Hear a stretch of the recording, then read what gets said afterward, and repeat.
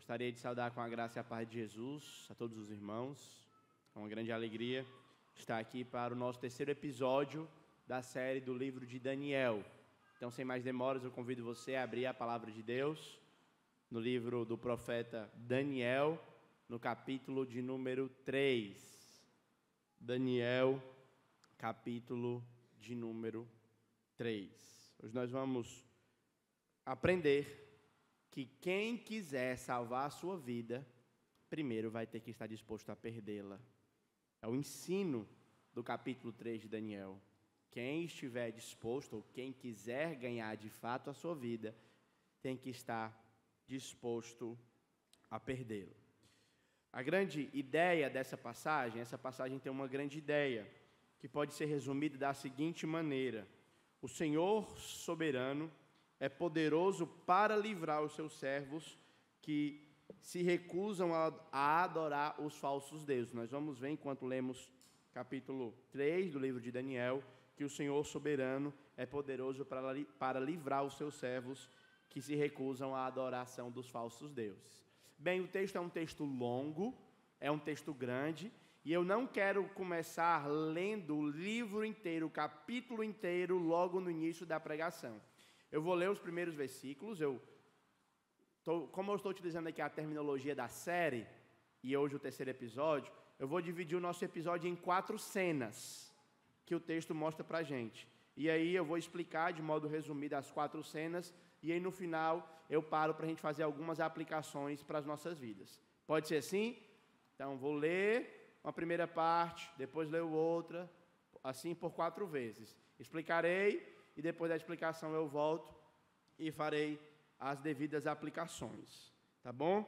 Então a primeira cena, ela acontece na planície de Dura, certo? Na Babilônia, num campo afastado um pouquinho da cidade. E diz assim, Daniel capítulo 3, versículo 1 até o versículo 7. Essa é a nossa primeira cena.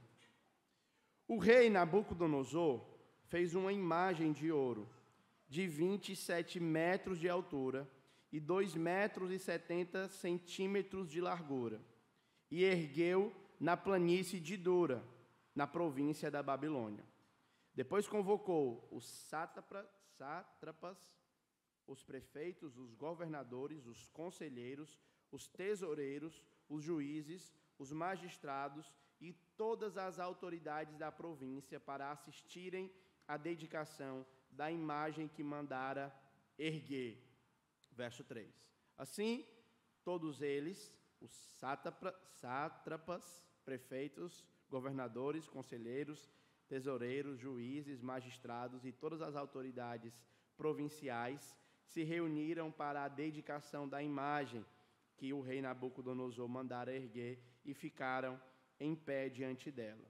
Então o arauto proclamou em alta voz: esta é a ordem que lhes é dada, ó homens de todas as nações, povos e línguas. Quando ouvirem o som da trombeta, do pífaro, da cítara, da harpa, do saltério, da flauta dupla e de toda espécie de música, prostrem-se em terra e adorem a imagem de ouro que o rei Nabucodonosor ergueu. Quem não se prostrar em terra e não adorá-la, será imediatamente atirado numa fornalha em chamas. Por isso, logo que ouviram o som da trombeta, do pífaro, da cítara, da harpa, do saltério e de toda espécie de música dos homens, de todas as nações, povos e línguas, prostraram-se em terra e adoraram a imagem de ouro que o rei Nabucodonosor mandara erguer. Bem, nós precisamos situar essa passagem. O livro de Daniel, ou o profeta Daniel, é o que nós chamamos de um profeta que está escrevendo a sua profecia dentro do cativeiro babilônico. O Senhor inicia a sua tratativa com o seu povo a partir de um homem chamado Abraão. Abraão é chamado por Deus para sair da sua terra, da sua parentela e ir para a terra que o Senhor lhe prometeu. A terra conhecida por nós como a terra prometida, a terra de Israel. O povo vai, ou Abraão vai para essa terra, e nós temos o período dos patriarcas, Abraão, Isaac e Jacó. Jacó tem o seu nome mudado, seu nome deixa de ser Jacó e vira Israel, e então os seus 12 filhos são divididos, cada um fazendo parte a uma tribo, as 12 tribos de Israel. O povo é levado para o Egito por conta da fome, eles passam 400 anos no Egito como escravos, e através do ministério de Moisés, eles saem do Egito e então passam a perambular, na linguagem popular, no deserto. Passam 40 anos perambulando no deserto, quando a geração que saiu do Egito é substituída e inicia-se uma nova geração sob a liderança de Josué e Calebe para o que nós chamamos do período da conquista, onde eles vão conquistar a terra prometida. Eles vão conquistar a terra prometida, conquistam de fato a terra prometida, e agora Israel, como dono da terra, inicia-se o período dos juízes.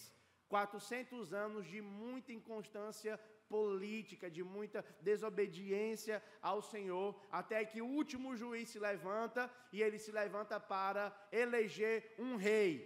Inicia então o período da monarquia. Primeiro rei de Israel tem por nome Saul, que não tem um reinado muito longo, ele é substituído logo por Davi, e Davi vai ter, talvez, ser o principal rei da história de Israel. Depois de Davi nós temos Salomão. Depois de Salomão, o reino é dividido, reino do norte e reino do sul.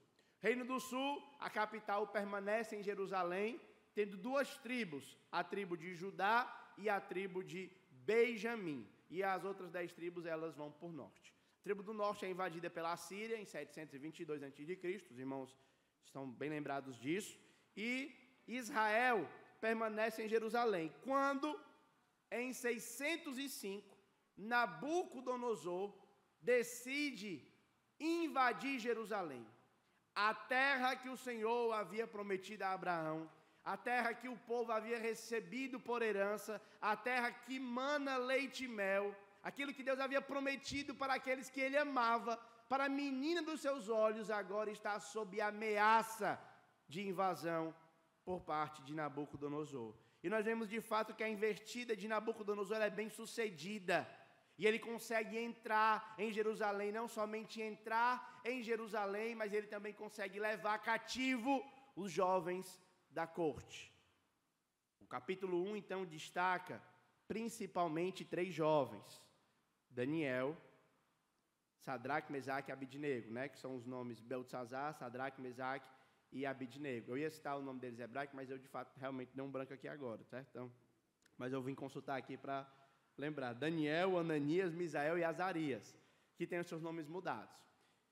Quando eles chegam na Babilônia, eles são educados pela Babilônia, eles vão para a UFB, a Universidade Federal da Babilônia, vão cursar ciências sociais e vão passar 3 anos estudando as ciências sociais da Babilônia.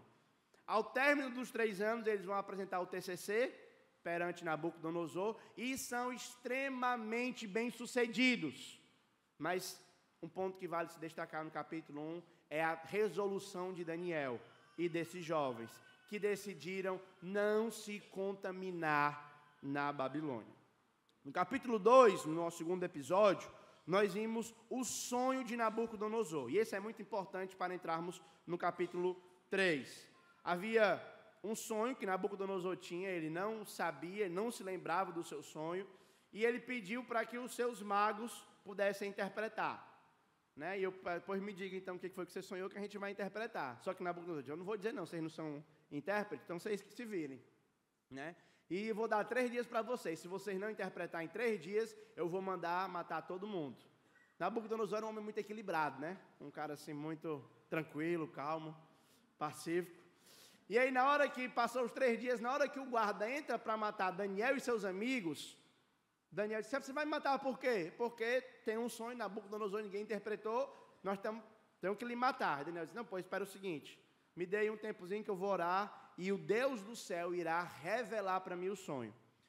Daniel então é inserido na presença de Nabucodonosor e explica. O sonho de Nabucodonosor, no seu sonho, Nabucodonosor viu uma estátua. A estátua tinha a cabeça de ouro, o peito de prata, a barriga e o quadril de bronze, as pernas de ferro e os pés sendo uma mistura de ferro, barro, certo?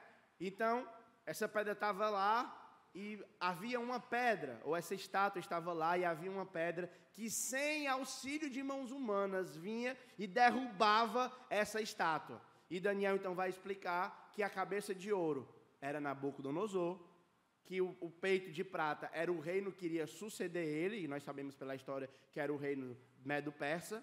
Depois, a parte de bronze era o reino sucessor do Medo-Persa, que era o grego, e depois a parte de ferro, que era o Império Romano, que inclusive era o império que estava reinando na época de Jesus. E a parte misturada de barro é o Império Romano redivivo, que vai vir quando Jesus vier para estabelecer o seu reinado na terra. Então, se você está lembrado, você pode olhar lá no nosso canal, tem a mensagem. Nabucodonosor, ao receber essa revelação, ele vai dar glória a Deus. Se você voltar comigo para o capítulo 2 de Daniel, versículo 47 do capítulo 2, você vai ver como é que o capítulo 2 termina. Muito importante. O rei disse a Daniel: não há dúvida de que o seu Deus é o Deus dos deuses, o Senhor dos reis e aquele que revela os mistérios, pois vocês conseguiu revelar esse mistério. Então, algumas pessoas aqui vão achar que Nabucodonosor agora está favorável ao Deus de Daniel. O que nós vamos perceber, no entanto, é que o capítulo 3 vai mostrar que ele ainda não havia entendido de fato o significado do seu sonho. E agora, ele não faz mais uma estátua que tem diversos elementos. Agora, ele faz uma estátua que é toda de ouro. É como se Nabucodonosor estivesse dizendo que a profecia, que o sonho de Daniel estava errado e que o seu reino não passaria. Que ele era da cabeça aos pés, a estátua da cabeça aos pés feita de ouro, mostrando a perenidade do seu reino. Um ponto muito interessante que nós devemos lembrar, meus irmãos, é que a analogia de Israel na Babilônia é similar à analogia dos cristãos vivendo em uma cultura que é pagã e oposta ao Senhor.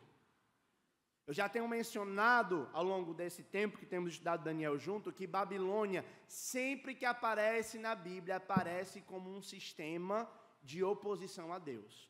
Desde a sua primeira aparição em Gênesis capítulo 11 até aqui Daniel, e a última aparição de Babilônia em Apocalipse, sempre Babilônia é oposição a Deus. E o que nós tentamos refletir enquanto olhamos para Daniel é como cristãos, como servos de Deus, devemos viver a vida na Babilônia. Como cristãos, como devemos viver a vida de peregrinação. Nós vamos aprender um pouquinho sobre isso uma vez mais. Então, a primeira cena, na planície de Dura, nós vemos que o rei Nabucodonosor envia uma estátua de ouro para os seus funcionários. Ele cria uma estátua de ouro e envia os seus funcionários, os seus servos, para poderem exigir a adoração. Muito interessante.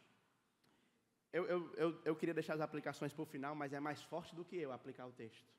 É mais forte, eu botei aqui não aplicar agora, mas eu vou ter que fazer isso. Observe. Aqui é uma cerimônia civil. Aqui não é um convite para ir para um templo religioso. Aqui é um líder religioso, ou um líder civil, que está convocando os cidadãos que estão debaixo do seu governo para uma cerimônia cívica. Mas o que nós não podemos esquecer é que nessa cerimônia cívica, a esfera religiosa está lá.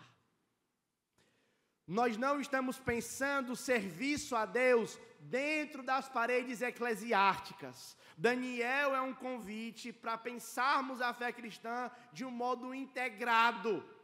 Porque algumas pessoas tendem a achar que o seu cristianismo só deve afetar o seu domingo, ou devem apenas afetar a sua moralidade, a sua ética. Mas Daniel vai mostrar que muitas coisas, ou na verdade todas as coisas da nossa vida estão permeadas pela esfera religiosa. Nós temos falado, por exemplo, da educação, no capítulo 1, que não existe educação neutra de pressupostos religiosos. E não existe debate público, civil, político, sem esfera religiosa. Nós vamos ver mais na frente que Nabucodonosor vai usar o ferramental do Estado para fazer uma imposição religiosa. Ele vai usar a força do Estado para fazer com que os cidadãos de Jerusalém possam se dobrar e adorarem a estátua que ele criou. Nós vamos ver como isso também influencia a nossa vida. Porque não raras vezes ao longo da história, o Estado usou da sua força para colocar coisas que ferem a consciência dos cristãos. E algumas pessoas dizem, pauta pública, pauta civil, pauta política, não se discute em âmbito religioso. Mas é mentira. Porque não existe ninguém que não consiga tomar nenhuma decisão pública, política e civil sem considerar a esfera religiosa. Eu estou sendo muito movido e mexido por esses estudos em Daniel, e hoje, principalmente, por conta da semana que nós estamos. O Supremo, o Tribunal Federal Supremo do nosso país, está discutindo a legalidade do aborto. Então, eles tentam tirar o cristianismo da jogada por dizer que o cristianismo é somente uma coisa religiosa. E que debate público não tem a ver com pressuposto religioso, mas o que nós aprendemos é que uma cerimônia civil, há 3.500 anos atrás, aproximadamente, não, 2.000, Daniel é 400 anos, aproximadamente, 600, 2.600 anos atrás, já havia essa intersecção entre política e religião. Veja que não existe política pública feita, como eu falei para vocês em Daniel capítulo 1, não existe educação que é feita sem pressuposto religioso, também não existe política pública feita sem pressuposto religioso. Não existe. Falei para vocês e dei o exemplo, por exemplo, de que quando eu estava na sala de aula, trabalhando como professor, sem exercer vocação religiosa pastoral, o livro que eu fui obrigado a ensinar falava que o aparelho fonador, e eu era um professor de português, dizia foi formado a partir da evolução do primata para o ser humano. Me responda, onde é que está a neutralidade religiosa? Ela não existe. Da mesma forma, quando hoje se quer debater sobre a vida humana, você está entrando num debate não científico, não político, não civil, não público. Você está entrando primariamente em um debate religioso. E eu quero que você seja consciente dessa realidade. Os crentes vivendo em uma cultura pagã sempre estarão em conflito, certo? E a estratégia da Babilônia é uma única. Eles vão ter 4 tipos de pressão para fazer sobre o povo de Deus. Primeira pressão é a pressão da autoridade. Segunda pressão é a pressão estética. Terceira pressão é a pressão da popularidade. E o 4º tipo de pressão é a pressão da violência. Eu explico. A autoridade tem a ver com o ferramental do Estado sendo utilizado para forçar os cristãos ou o povo de Deus a agir contra a sua consciência. Havia um mandamento claro em Israel: não terás outro Deus além de mim. Havia um mandamento claro em Israel que não deviam se prostrar diante de falsos deuses. Mas agora o Estado está sendo utilizado para impelir o povo a fazer coisa que fere a sua consciência, usando da sua autoridade, entrando na esfera que não é cabível ao Estado. Mas deixa eu dizer para você que isso só não acontece na época da Babilônia, não. O Estado quer entrar dentro da esfera da família, O Estado quer redefinir visão de casamento, o Estado quer fazer muitas coisas, entrando em esfera que não é devida a ele. A esfera do Estado seria resguardar as outras esferas, para que cada uma esfera pudesse atuar. A família, a escola, a igreja. Não deveria haver intersecção entre as esferas. É o que nós, como protestantes, alegamos desde o nosso nascimento. Quando a reforma protestante desemboca, quando ela eclode, os reformadores vão dizer, essa junção de Estado e igreja está errado. Igreja é uma coisa, Estado é outra. Cada uma cuida do que diz respeito a si. Hoje nós vemos, por exemplo, o Estado querendo entrar na esfera da igreja, e também vemos a igreja querendo entrar na esfera do Estado. Da mesma forma que é errado eles virem de lá para cá, é errado também que nós vamos de lá para tentar usar o ferramental do Estado para impor as nossas crenças. Algumas pessoas dizem, precisamos eleger um candidato cristão para que o reino de Deus avance, para que as pessoas creiam, mas o reino de Deus não vai chegar por nenhum candidato cristão. O reino de Deus, se ele for para o coração das pessoas, virá pela pregação do Evangelho. Precisamos estar conscientes disso. O segundo tipo de pressão é uma pressão estética, irmãos. A estátua de ouro, ela certamente era encantadora. Certamente ela emocionava. Certamente ela despertava aquela experiência de contemplar o belo. Como muitas vezes nós vemos. Você já contemplou alguma coisa tão bonita que você ficou extasiado? Talvez um pôr do sol. Para algumas pessoas essa experiência acontece com o mar. Eu vi alguém descrevendo uma vez, da primeira vez que ficou de frente às cataratas lá de Foz do Iguaçu, como uma experiência transcendente. É que a estética da estátua, ela está lutando contra a devoção.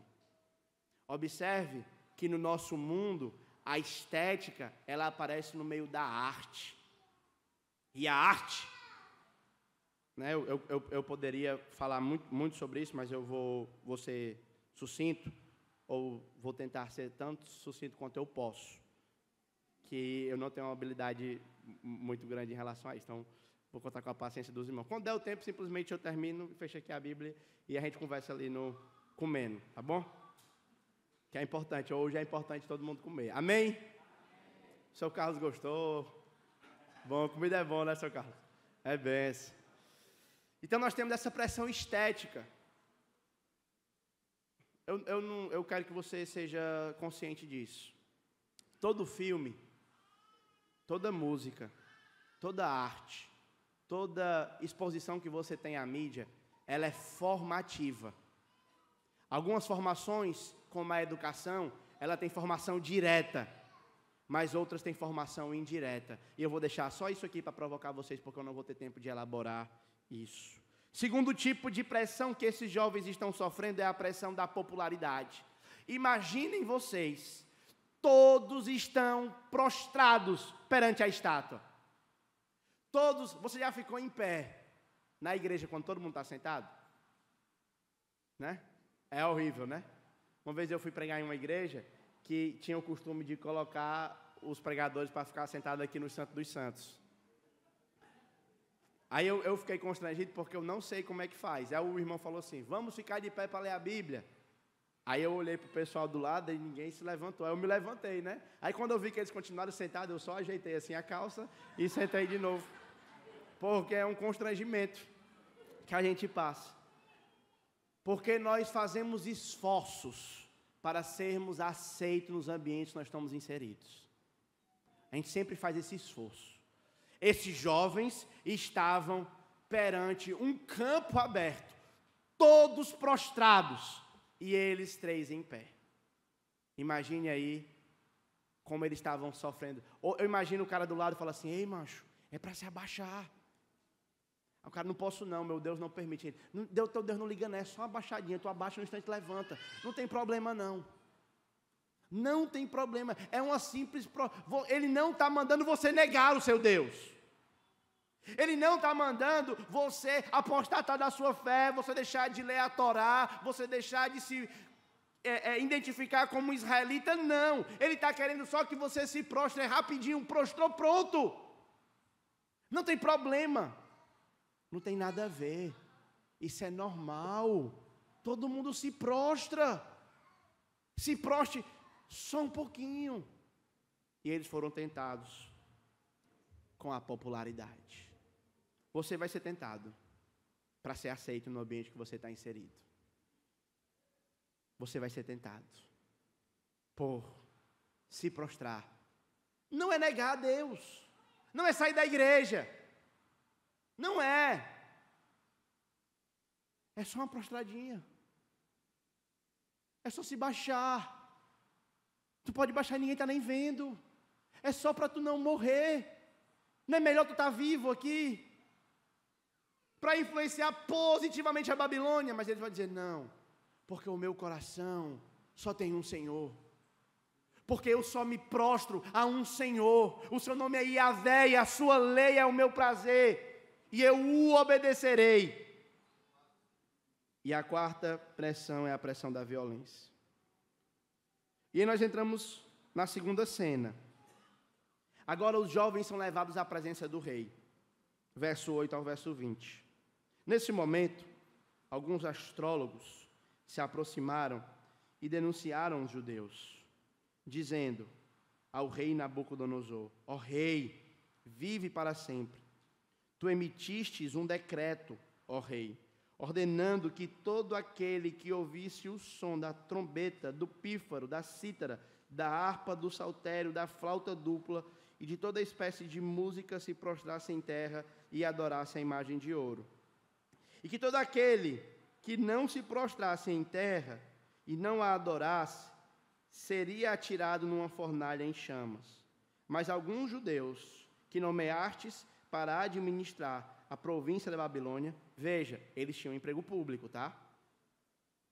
Sadraque, Mesaque e Abidnego, que não te dão ouvidos, ó rei, não prestam culto aos teus deuses, nem adoram a imagem de ouro que mandastes. Furioso, o rei Nabucodonosor mandou chamar Sadraque, Mesaque e Abidnego, e assim que eles foram conduzidos à presença do rei, Nabucodonosor lhe disse: é verdade, Sadraque, Mesaque e Abidnego, que vocês não prestam culto aos meus deuses, nem adoram a imagem de ouro que eu mandei erguer? Pois agora, quando vocês ouvirem o som da trombeta, do pífaro, da cítara, da harpa, do saltério, da flauta dupla e de toda espécie de música, se vocês se dispuserem a prostrar-se em terra e adorar a imagem que eu fiz, será melhor para vocês. Mas se vocês não a adorarem, serão imediatamente atirados na fornalha em chamas. E que Deus poderá livrá-los das minhas mãos. E aqui eu quero que você redobre a sua atenção, porque aqui está o queijo do texto. Sabe? A gordurinha da picanha. É aqui, desfrute. Ele vai dizer: Sadraque, Mesaque e Abidnego responderam ao rei: ó Nabucodonosor, não precisamos defender-nos diante de ti. Se formos atirados na fornalha em chama, o Deus a quem prestamos o culto pode nos livrar, e Ele nos livrará da tua mão, ó rei. Mas, se Ele não nos livrar, saiba, ó rei, que não prestaremos culto aos teus deuses, nem adoraremos a imagem de ouro que mandastes erguer. Para esses jovens, obediência é melhor do que a vida. Eu gosto de fazer um contraste com Jonas aqui. Você lembra da história de Jonas? Todos lembram da história de Jonas? Deus disse para Jonas: Jonas, dispõe-te e vai para a grande cidade de Nínive e prega contra ela. Jonas se dispôs, mas para fugir da presença do Senhor e ir para Tarsis. quando ele estava no caminho de Tarsis, o que aconteceu? Veio uma grande tempestade. E os marinheiros perguntaram a Jonas: Jonas, o que faremos? Jonas disse: me jogue no mar. Porque para Jonas ele preferia morrer do que obedecer. Ele podia dizer assim: vire o timão para Nínive e a tempestade vai acalmar. Mas ele estava tão rebelde a Deus, estava tão cauterizado, estava tão resoluto em sua desobediência, que ele achou melhor ser lançado ao mar e morrer. Esses jovens fazem o contrário, exatamente oposto. Para eles, era melhor morrer do que desobedecer. Eles dizem para Nabucodonosor: Nabucodonosor, eu quero dizer uma coisa para você. O Deus a quem eu sirvo, Ele pode nos livrar. Mas eu não sei se Ele quer fazer isso. Se Ele quiser nos livrar, amém. Mas deixa eu te dizer uma coisa, Nabucodonosor. Mesmo que Ele não queira, e que eu tenha que morrer, eu não prestarei culto aos seus deuses. Eu não me renderei aos falsos deuses, porque Yahvé, o Deus vivo a quem nós adoramos, Ele exige adoração única no seu coração. Ele não divide o trono dele com ninguém. Bel, Marduk, Baal, todos os outros deuses não se importavam que seus adoradores adorassem quantos deuses eles quisessem. Todos aqui possivelmente eram politeístas, mas esses três jovens diziam: eu não adorarei por conveniência, eu não me prostrarei por conforto, eu não me prostrarei por aceitação, eu não me prostrarei por alívio. Se você quiser me fazer sofrer, se você quiser me escantear, se você quiser me marginalizar, eu não me prostrarei, porque o meu coração e a minha carne exultam pelo Deus vivo. O texto segue, e nós chegamos na terceira cena, diante do fogo. Verso 19, Nabucodonosor ficou tão furioso com Sadraque, Mesaque e Abidnego, que o seu semblante mudou. Deu ordem para que a fornalha fosse aquecida 7 vezes mais que o de costume, e ordenou que alguns dos soldados mais fortes do seu exército amarrassem Sadraque, Mesaque e Abidnego, e o atiraram na fornalha em chamas. Os 3 homens, vestidos com seus mantos, calções, turbantes e outras roupas, foram amarrados e atirados na fornalha extraordinariamente quente. A ordem do rei era urgente, e a fornalha estava tão quente, mas tão quente, que as chamas mataram os soldados que levaram Sadraque, Mesaque e Abidnego. Estes caíram amarrados dentro da fornalha em chama. Mas logo depois, o rei Nabucodonosor, alarmado, levantou-se e perguntou aos seus conselheiros: não foram 3 homens que nós jogamos no fogo? E eles responderam: foram sim, ó rei. Então o rei exclamou: olhem, estou vendo 4 homens desamarrados e ilesos andando pelo fogo, e o 4º parece um como o filho dos deuses. Muito interessante, meus irmãos. Aqui há uma ironia no texto, certo? Quem é que está desobedecendo Nabucodonosor? Sadraque, Mesaque e Abidnego, não é? Quem é que está obedecendo Nabucodonosor? Os guardas que vão lançar os jovens no fogo. Quem é que morre? Os jovens. É por isso que você vai precisar escolher a quem você vai querer obedecer. É por isso que você vai no conflito público que está dentro de nós, está diante de nós no Brasil, em qualquer outra nação que você for, ao longo da história da igreja, cristãos sempre foram a minoria, com exceção da Idade Média, mas isso é um assunto para um outro tempo. Mas a boa parte, o povo de Deus sempre foi um povo que propôs contra a cultura. E nessa relação de contracultura, você vai precisar escolher a quem você vai destinar a sua obediência. A quem você vai destinar a sua mente. Se sua mente vai ser cativa a Cristo, ou se vai ser cativa às ideologias. as convenções humanas. Num primeiro momento, parece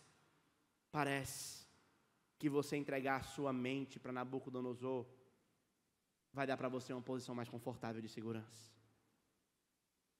Você não tem problema com essas questões, cada um define o que quiser, né? Não tem mais agora vale, antigamente não valia dançar homem com homem, nem mulher com mulher. Agora vale. Isso é besteira. Cada um faz o que quiser. O amontoado de células na barriga das mulheres podem ser esquartejados tranquilamente. E se for fruto de um estupro, deve ser, porque tadinho.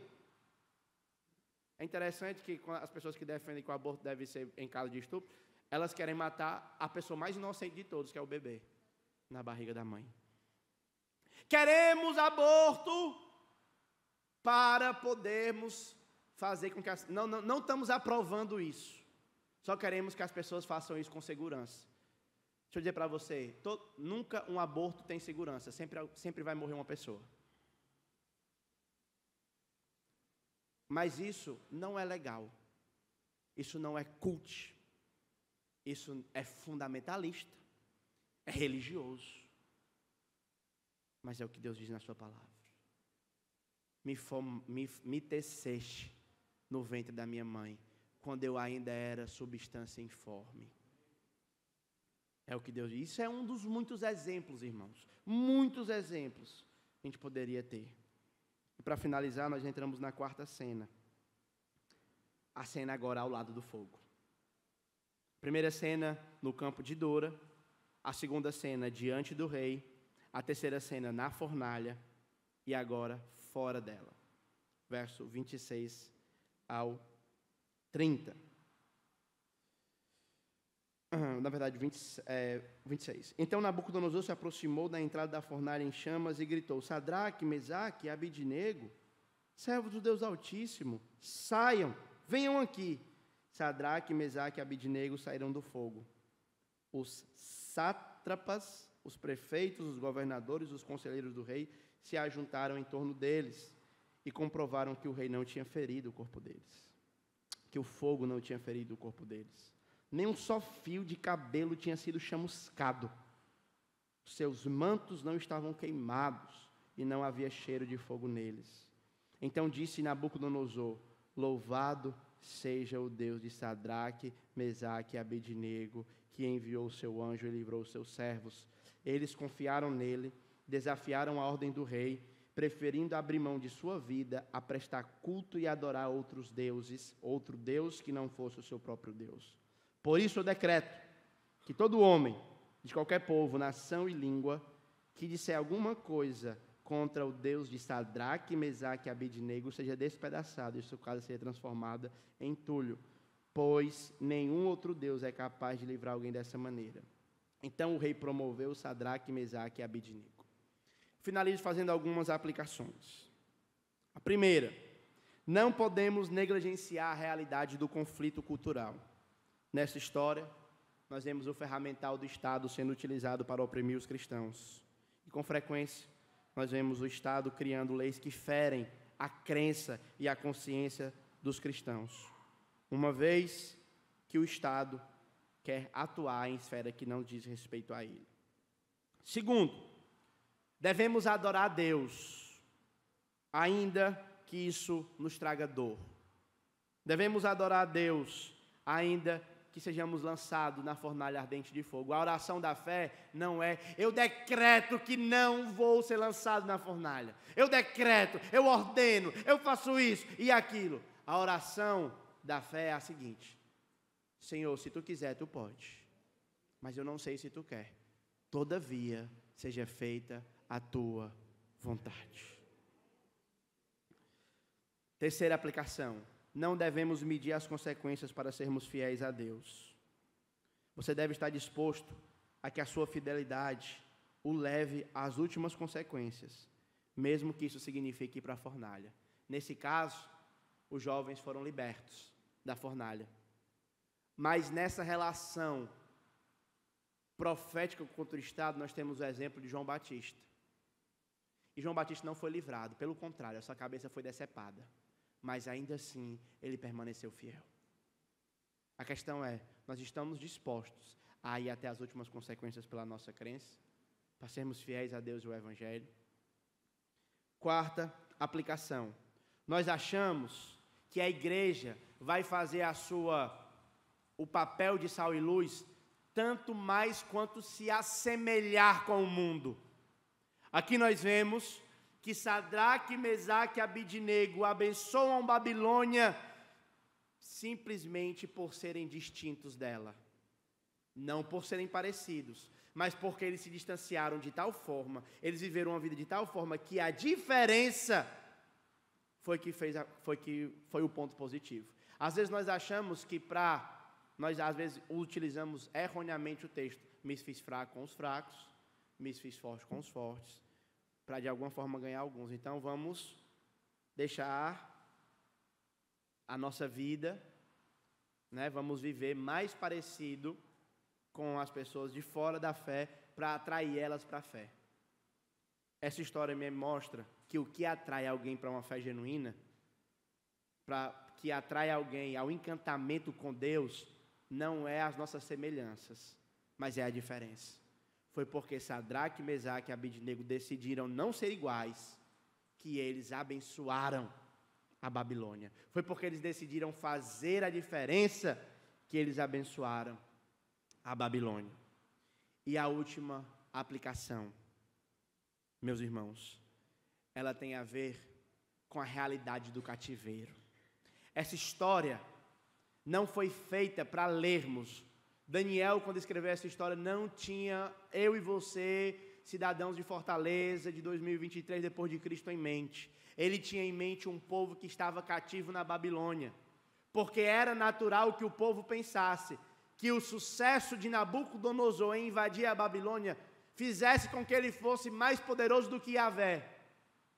Mas esse texto mostra para os israelitas do exílio, dizendo: nós estamos aqui porque Yahvé permitiu. E Yahvé é poderoso para livrar da fornalha, e Ele também é poderoso para nos tirar desse cativeiro. Tenham esperança. Agora, o que é que nós podemos aprender? Se isso foi realidade para eles no contexto da Babilônia, também é realidade para nós. Porque nós estamos num cativeiro cultural. Nós cantamos hoje: não sou daqui. Para casa eu irei.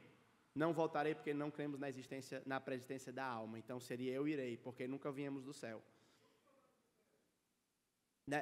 Ou desejo de ir para o céu, eu diria, porque nunca fui lá, mas se o Ferreira já foi, aí que ele é mais espiritual, como Paulo.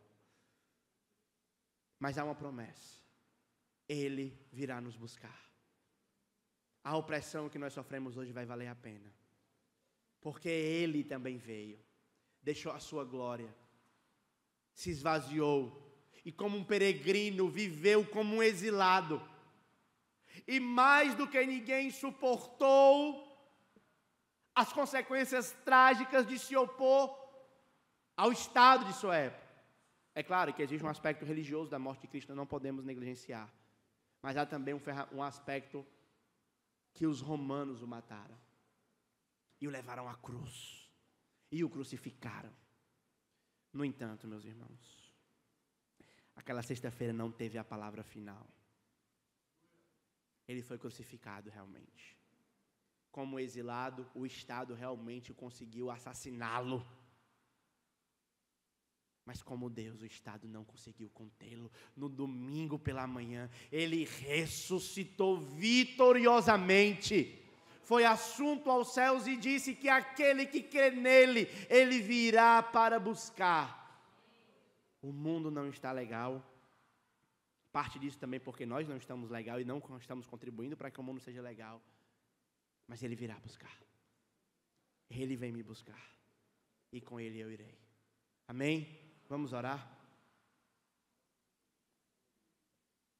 Convido você a fechar os seus olhos, a curvar a sua cabeça.